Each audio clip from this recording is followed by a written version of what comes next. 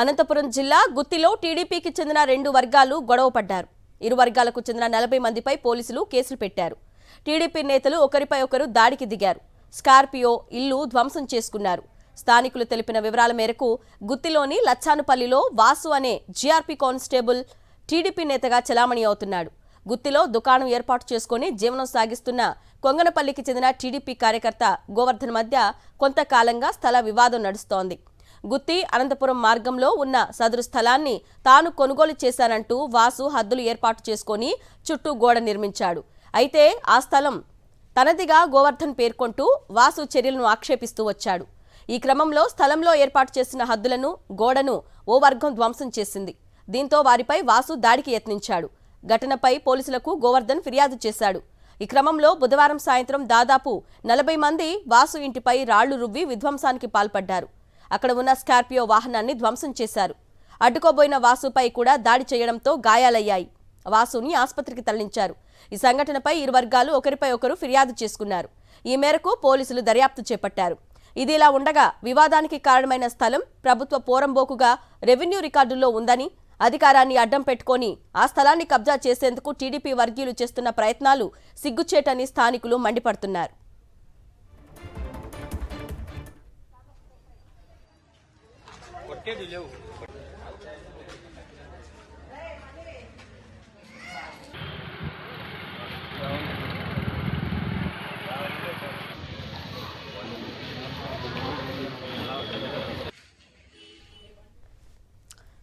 అనంతపురం జిల్లా గుత్తిలో జరిగినటువంటి ఘటనకు సంబంధించిన పూర్తి సమాచారాన్ని మా ప్రతినిధి శివారెడ్డి అందిస్తారు. శివారెడ్డి, చెప్పండి, అసలు ఏం జరిగింది, బాధితుడు ఏం చెప్తున్నారు, గొడవ గల కారణాలేంటి?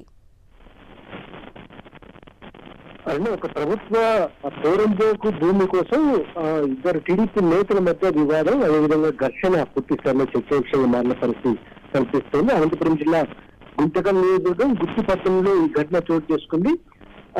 రైల్వే కానిస్టేబుల్ గా ఉన్నటువంటి వాసు కొంతకాలంగా టీడీపీ నేతగా చలామణి అవుతున్నారు. మరోవైపున కొంగనపల్లి గ్రామానికి చెందిన టీడీపీ నేత గోవర్ధన్, ఈ ఇద్దరి మధ్య భూ వివాదం నెలకొంది. ఆ భూమి తమదంటే తమది అని వాదించుకుంటున్నారు. ఈ నేపథ్యంలోనే ఒకసారిగా నిన్న రాత్రి ఇరు వర్గాలు ఘర్షణ, అదేవిధంగా రాళ్ల దాడులకు, కర్రలతో దాడులకు పరస్పరం పాల్పడిన పరిస్థితి కనిపిస్తుంది. ఈ నేపథ్యంలోనే ఒక స్కార్పియో వాహనం దెబ్బతింది. అదేవిధంగా ఇరు వర్గాలకు సంబంధించిన పలువురు టీడీపీ నేతలకు, కార్యకర్తలకు గాయాలైన పరిస్థితి కనిపిస్తోంది.